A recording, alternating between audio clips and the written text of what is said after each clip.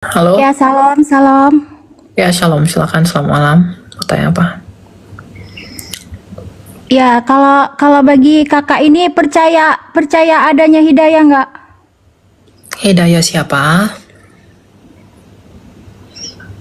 Ya, hidayah. Kalau kalau di Islam kan ada hidayah. Kalau kalian percaya nggak hidayah itu ada?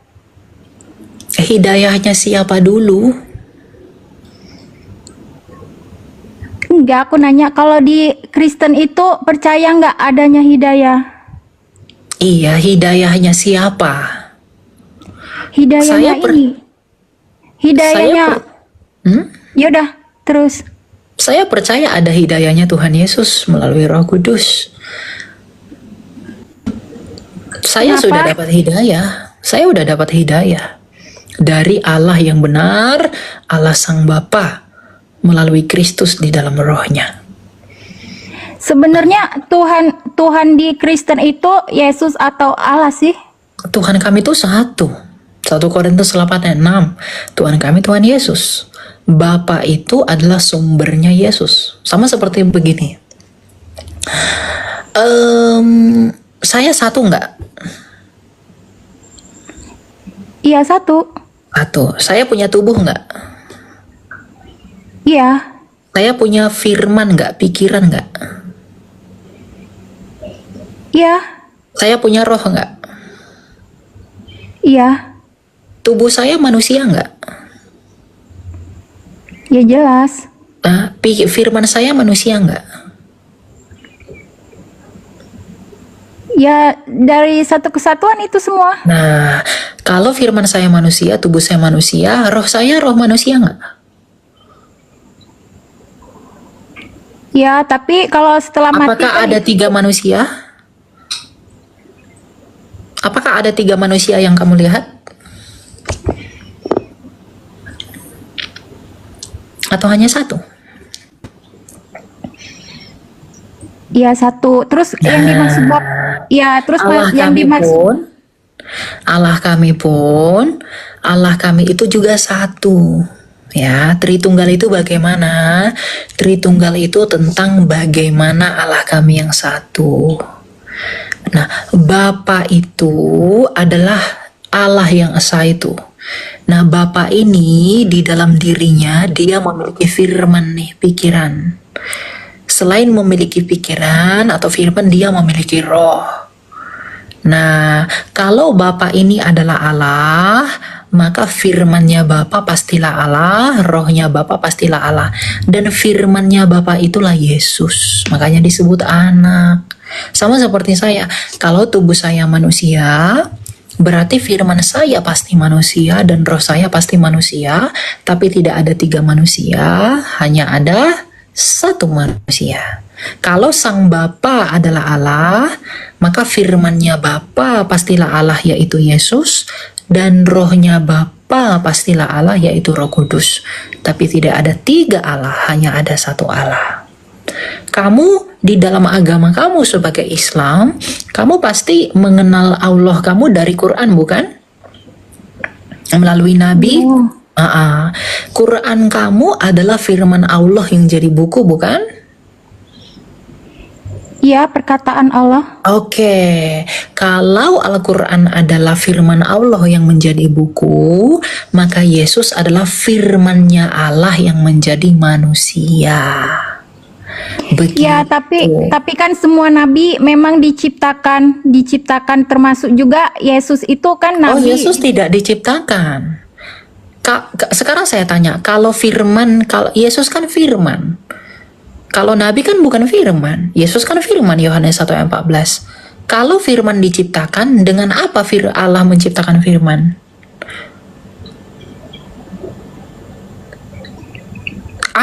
Allah kan menciptakan segala sesuatu melalui firman. Berfirmanlah Allah, jadilah terang. Berfirman, jadikan ini kun fayakun, jadilah semua. Itu kan oleh firmannya. Kalau dia menciptakan segala sesuatu oleh firmannya, bagaimana mungkin firmannya itu ciptaan? Gitu. Makanya Yesus itu bukan ciptaan, karena dia adalah firman. Logos dalam bahasa Yunani. Ya Ilmunya Allah itu itu sendiri. bagi pendapat kakak. Tapi kalau bagi Islam kan itu memang utusan kak, karena dia mati kak, mati. Nggak ada Tuhan itu yang mati kak. Oh, bukannya Isa itu diserupakan ya? Kamu kok bilang mati ya? Iya kan, Yesus katanya mati, berarti kan bukan Tuhan. Ya dia mati tapi hidup kembali bukan? Yesus hidup Siapa? kembali nggak? Bangkit nggak dia? Iya, tapi kan dia mati. Iya dia mati tapi hidup kembali. Kamu coba logikakan. Kalau dia mati namun hidup kembali, artinya dia nggak bisa mati. Dia Ya, tidak terus bisa ditahan kematian. terus Artinya emang dia dia, berkuasa atas kematian. iya kak, emang dia kekal gitu. Jasadnya juga kan membusuk seperti manusia biasa Oh, gitu. nggak membusuk, dia bangkit. Makanya kuburnya kosong. Di mana jasadnya sampai sekarang? Kubur Yesus emang mana sekarang? Ada nggak kuburannya sekarang? Yang ada jasadnya? Berarti kakak mempercayai bahwa Yesus itu Nabi Isa gitu. Oh enggak, Yesus kami bukan Nabi Isa kalian. Nabi Isa kalian tuh beda dengan Yesus kami. Yang pertama, mamanya aja beda. Yang kedua, sukunya aja beda. Yang ketiga, tempat lahirnya aja beda. Nabi Isa kamu lahir di bawah pohon kurma. Ada nggak data sejarahnya? Nggak ada. Kami, Yesus kami lahir di kandang domba. Ada nggak data sejarahnya? Kami punya. Jadi kalau kalian menyamakan Nabi Isa di Quran dengan Yesus di Alkitab, kalian sedang melakukan perlawanan yang tidak seimbang. Karena apa? Karena kalian nggak punya data sejarah. Ya kalau Yesus masih hidup sekarang di mana kak? Di mana? Dia di surga. Berarti udah Para mati, rasul, yang namanya di surga itu udah mati kak. loh. Sekarang saya tanya, Tuhan kamu di sekarang berada di mana? Di Di surga Ars. bukan? Di Ars. Bukan. Ya, Oke. Dia pernah mati nggak? enggak. Tuhan Nah, kekal, nggak pernah mati. Tuhan itu, oke, Tuhan itu kekal. Di dalam pandangan kamu surga itu apa? Surga tempat kita nanti kalau udah mati, bagi yang ini yang banyak amalnya ke surga, yang banyak dosanya ke neraka gitu. Yang banyak amalnya akan ke surga, yang nggak banyak amalnya pergi ke neraka. Ya, yang banyak dosa di neraka, tapi setelah dosanya selesai dibersihkan ke surga gitu kak. Dibersihkannya pakai apa? Ya masuk neraka dulu. Oke, dosa itu bisa dicuci nggak dengan api? Bisa. Gimana caranya dosa dicuci dengan api? Bukan dengan api aja, dengan siksaan di neraka dulu. Seberapa besar dosanya, setelah habis bersih baru masuk surga gitu. Oke, berarti kamu nanti ke surga dalam keadaan udah gosong. Udah Ya disiksa enggak, dulu. kalau dijadiin baik lagi baru masuk surga gitu. Ada nggak dalilnya? Aku bukan dari pesantren kak, aku tahu dari ustadz. Kamu kalau berbicara seperti itu, kamu harus menunjukkan ke kita.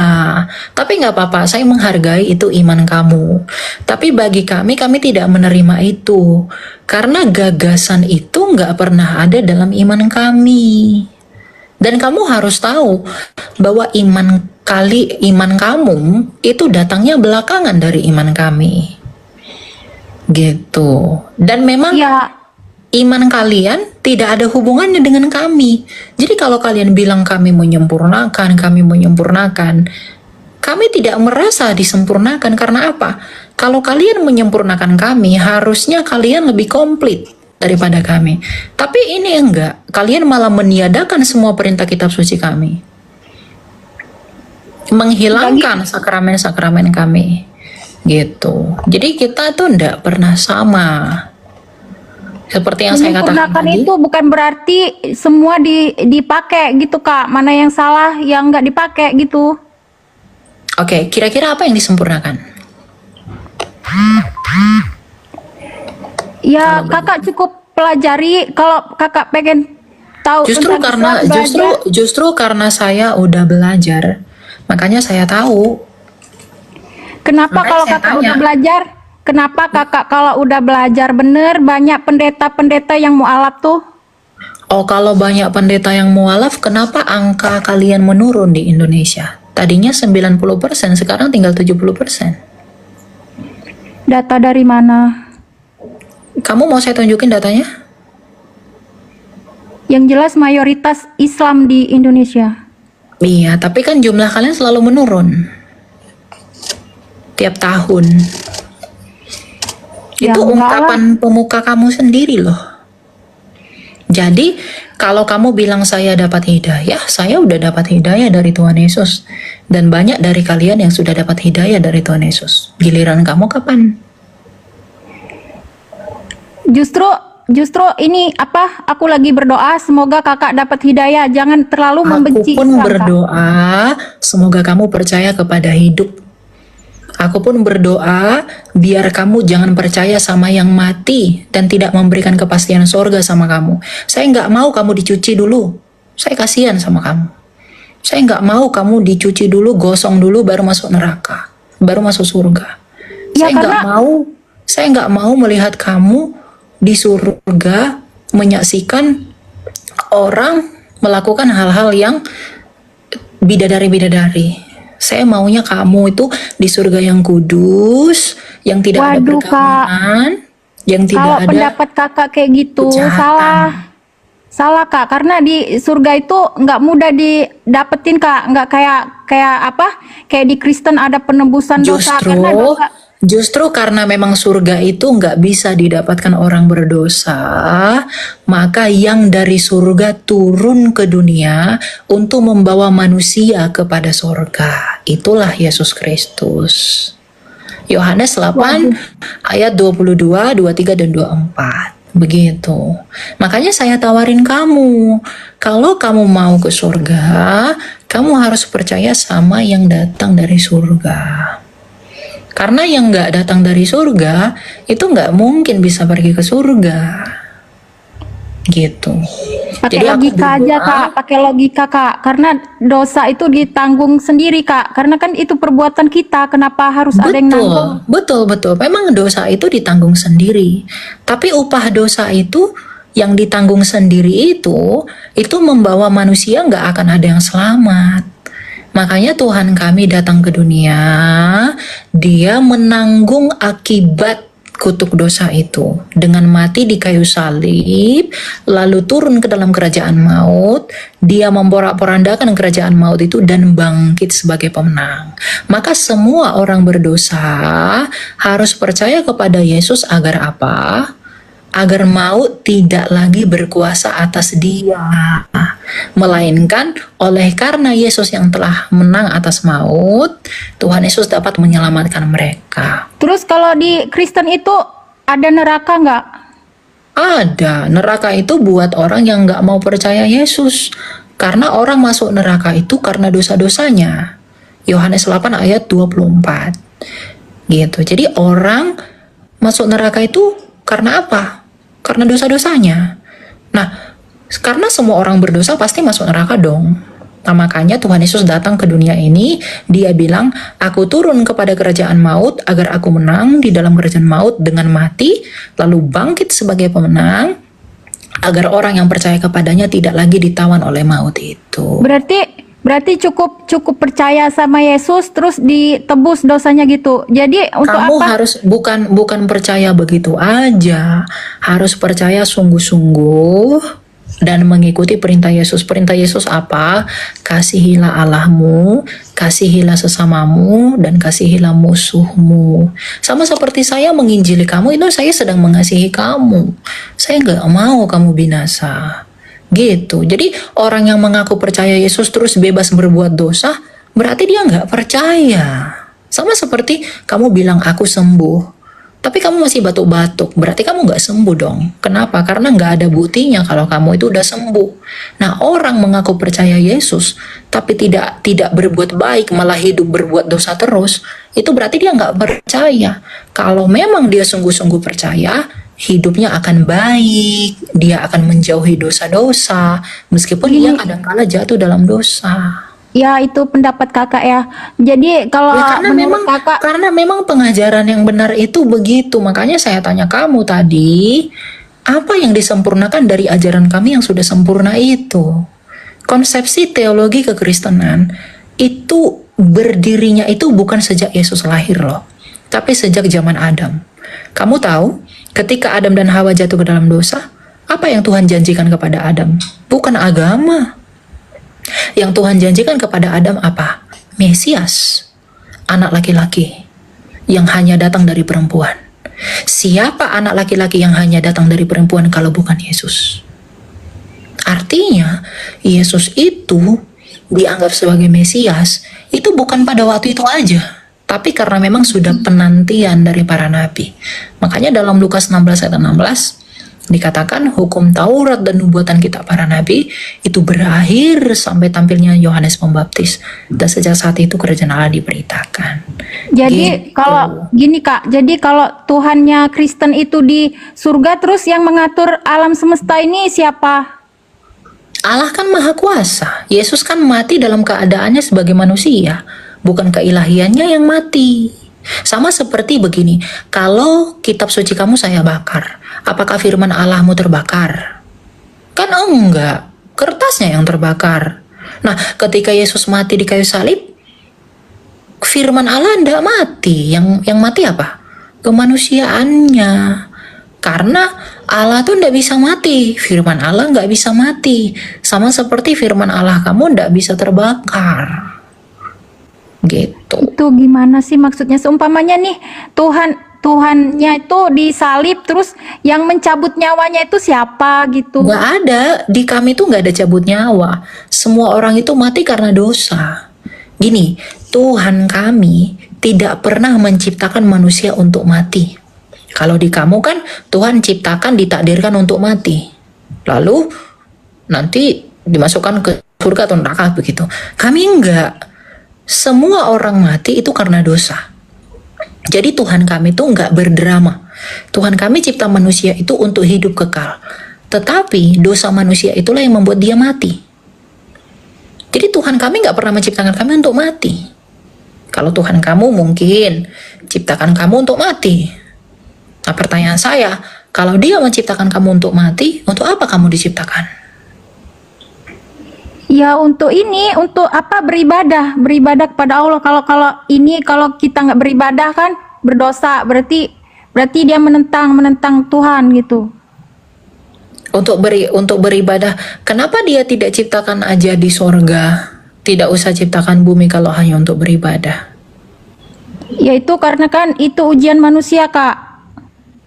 Siapa yang beriman, siapa yang nggak beriman gitu. Jadi kalau ada orang nggak beriman itu ditakdirkan nggak sama Tuhan? Iya, kita kan ini manusia cuma menjalankan takdir aja. Oke, kalau saya nggak percaya Tuhanmu, lalu saya dibuang ke neraka, itu kan karena takdir Tuhanmu. Berarti kenapa dia menyalahkan saya?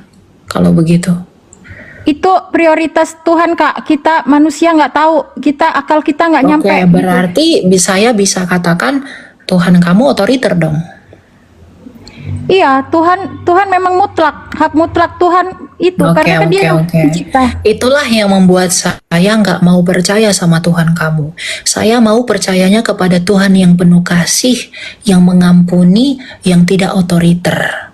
Saya nggak mau percaya kepada Tuhan yang menakdirkan orang lain untuk mati. Saya nggak mau percaya kepada Tuhan yang membuat orang mati. Ada orang masuk neraka, itu Tuhan udah takdirkan. Saya nggak mau percaya sama Tuhan yang seperti itu, jahat banget dia. Berarti Tuhan tuh jahat kalau begitu.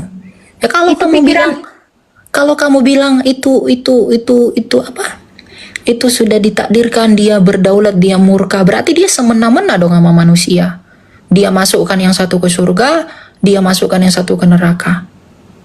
Nah, saya nggak mau percaya kepada Tuhan. Karena itu Kak, itu akal pikiran manusia, kita nggak nyampe apa yang dimaksud Tuhan kita itu untuk apa. Itu karena untuk kebaikan kita umat manusia. Kalau kamu suka nggak? Kamu suka nggak kalau gurumu semena-mena sama kamu, mukul kamu, tampar kamu, gigit kamu? Kamu suka nggak sama guru yang seperti itu? Ya kalau kita bersalah ya nggak masalah. Oh ya. Tapi kalau Berarti kita kalau udah kamu- baik, masa dipukul? Nggak mungkin lah. Berarti kalau kamu jadi penjahat, kamu nggak perlu ini dong, nggak perlu bertobat dong. Soalnya kan Tuhan udah takdirin kamu begitu. Ya, walaupun itu takdir kan di Islam itu ada takdir yang bisa dirubah, ada takdir yang tidak bisa dirubah. Takdir yang tidak bisa dirubah itu maut, jodoh, sama rezeki, Kak. Kalau yang lain sesuai dengan kita aja. Takdir bisa dirubah, sama takdir nggak bisa dirubah. Takdir itu Ya. apa sih artinya? Ketetapan Tuhan kan? Iya. Ya berarti kalau ada takdir yang bisa diubah, ketetapan Tuhan yang bisa diubah, berarti kamu lebih hebat dong dari Tuhanmu. Sesuai gini, Kak, seumpamanya ini hari ini kita ditakdirkan untuk kecelakaan, kemudian kita bersedekah, berbuat baik, berdoa, semoga kita hari ini diberi keselamatan, gitu bisa dirubah. Oh, berarti kamu lebih hebat dari Tuhanmu dong. Kamu bisa merubah takdir yang sudah Tuhan tetapkan. Bukan gitu, Kak, karena kita kan bermohon sama Allah juga, semoga hari ini diberi keselamatan, keluar dari rumah kita sudah berdoa semoga diberi keselamatan, jadi kecelakaan itu bisa dihindarkan gitu. Oke, berarti namanya bukan takdir. Karena takdir itu kan ketetapan. Tuhan menetapkannya kapan? Sebelum segala zaman atau kapan ditetapkannya? Sebelum kita dilahirkan sudah ditetapkan 3 takdir yang tidak dapat diubah, yaitu rezeki, jodoh, maut. Selain itu sesuai dengan amal kebaikan kita, bisa dengan bermohon kepada Allah bisa dirubah. Oke, kalau misalnya sebelum kamu dilahirkan, Tuhan menakdirkan kamu hari ini makan es krim. Kamu bisa nggak merubah itu? Iya, bisa. Loh, berarti pengetahuan Tuhan gagal dong. Kalau kita dikasih kebaikan, kenapa kita mau dirubah takdir? Kecuali Bukan. Maksud kita saya bermohon. begini, kalau Tuhan tahu, pengetahuan Tuhan itu pasti nggak? Iya, pasti. Oke. Kalau Tuhan tahu kamu hari ini makan es krim, berarti harus kamu makan es krim kan hari ini? Gini loh, Kak, maksud aku itu yang tidak bisa dirubah itu takdir itu ada Oke. 3 Nggak apa-apa. jodoh, Ya, maut, lupakan aja sama untuk itu ya. Mungkin kamu perlu belajar lagi tentang iman kamu sendiri, tapi ya saya hanya memberitakan Injil buat kamu. Semoga kamu selalu diberkati oleh Tuhan. Kamu rendah hati, kamu dengan tulus, kamu berdoa gini sama Tuhan. Dalam doa kamu gini, kamu bilang dalam hati kamu, Tuhan yang benar, datangilah aku. Kamu coba berdoa begitu tiap hari. Tapi kamu dengan hati yang tulus, jangan hati yang sombong, jangan Ya, hati yang congkak kalau gitu ya. Kakak ngajarin aku kayak gitu, Kakak juga ya berupaya dong. Minta di Iya, apa? aku udah berupaya. Aku pelajari kitab kamu loh. Aku pelajari hadis kamu loh. Gitu. Tapi aku selalu cinta sama Tuhan Yesus. Belajarnya belajar otodidak atau sama ustadz atau apa gitu? Oh enggak, saya cari referensi aja. Banyak kok di Aduh, online. Kak, karena kan kalau di Islam aja, Kak, perlu belajar sampai ke Turki segala macam. Kalau untuk ini apa, kita mengerti Al-Quran gitu, Kak, nggak sembarangan gitu. Oh, jadi semua orang Indonesia harus pergi ke Turki belajar gitu. Guru-guru kami kayak kiai, ustadz itu rata-rata ilmunya udah Iya, mencapai di itu. Kristen, apologet Kristen ada yang banyak yang mantan Muslim. Dari mereka kita bisa belajar banyak gitu. Ada yang misalnya Pak Fendi Aceh, ya, mereka banyak bisa belajar. Terus banyak deh gitu. Aduh, Pendi ada Aceh itu satu- ilmunya apa, Kak? Di ini dulu diselidiki ilmu dia apa gitu. Murtad gara-gara apa gitu? Apakah gara-gara Karena uang itu atau- tadi dia tidak mau percaya sama Tuhan yang otoriter, Tuhan yang semena-mena, dia nggak mau percaya itu. Dia mau datang kepada Tuhan yang penuh belas kasih, yang menyayangi, yang mengampuni. Begitu, gitu ya.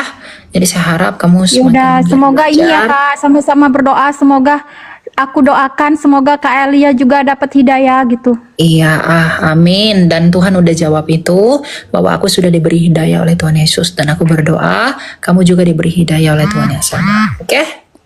Oke, yaudah, makasih ya. Aku turun dulu ya, Kak. Bye-bye. Ya. Bye-bye. Terkait persepuluhan sih Kak. Yap. Kan kemarin kan saya kan kebetulan gerejanya karismatik Kak. Kebetulan saya dekat juga, saya pelayanan juga kan Kak. Terus kemarin kan untuk masalah persepuluhan, tiba-tiba saya ditelepon Kak sama gembala saya Kak gitu. Katanya kurang gitu sih Kak. Apakah itu wajib ya Kak untuk persepuluhan? Aduh, wajib atau tidak wajibnya itu tergantung kemampuan kamu. Memberikan kepada gereja itu menuruti prinsip 2 Korintus 9 ayat 7. Berilah kepada gereja menurut kelainan hatimu. Kalau ada hamba Tuhan yang sampai nelpon kamu karena kurang, itu hamba Tuhan nggak bener. Gitu ya Kak? Kecuali kamu janji iman ya. Kalau Iya, kamu iya, janji benar. iman, kamu bilang 1 miliar rupiah, kamu harus kasih segitu. Tapi kalau masalah persepuluhan itu nggak harus diberikan kepada gereja.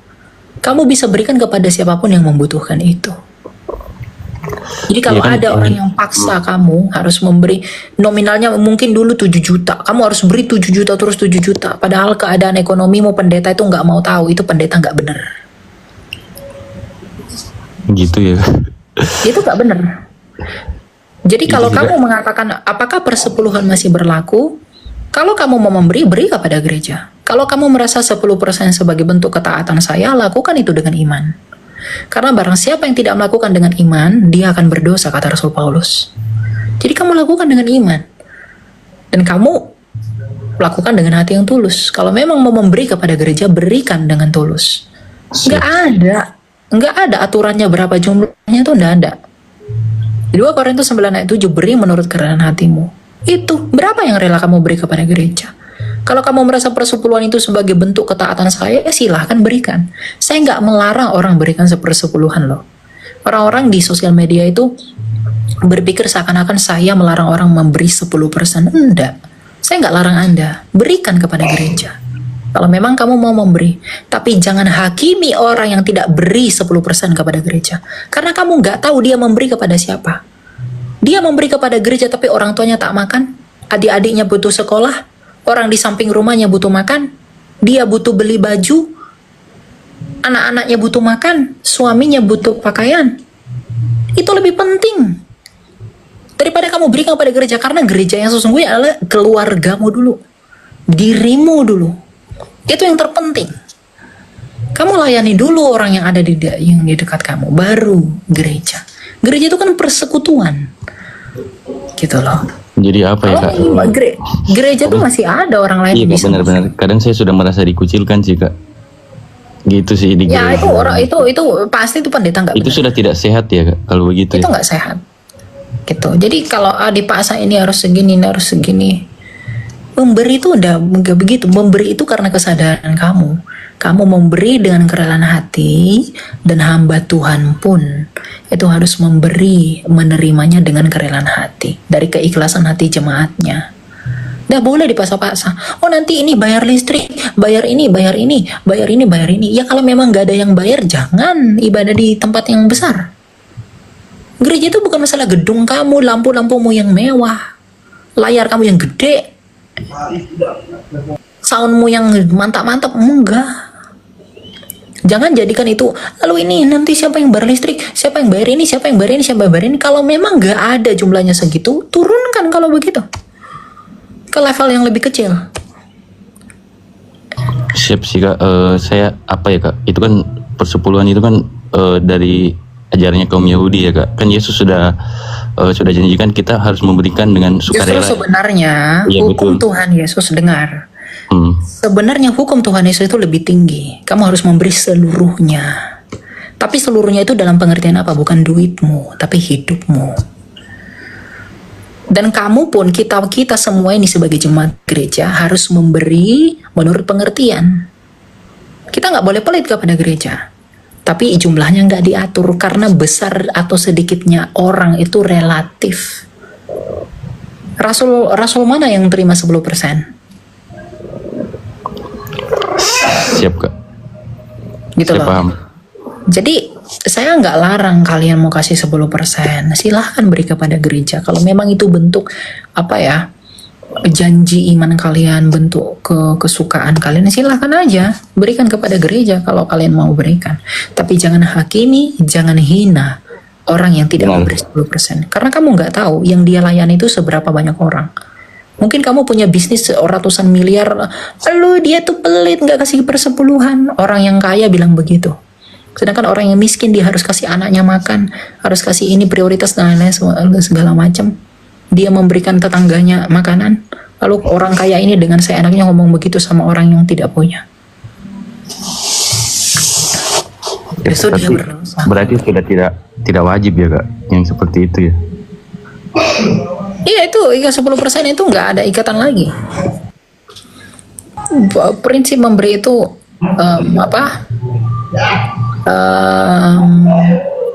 apa namanya, kerelaan hati gitu ya. Siap, makasih kak ya, Kak Elia. Ya Tuhan berkati kak, shalom. Dan berkati. Gitu ya.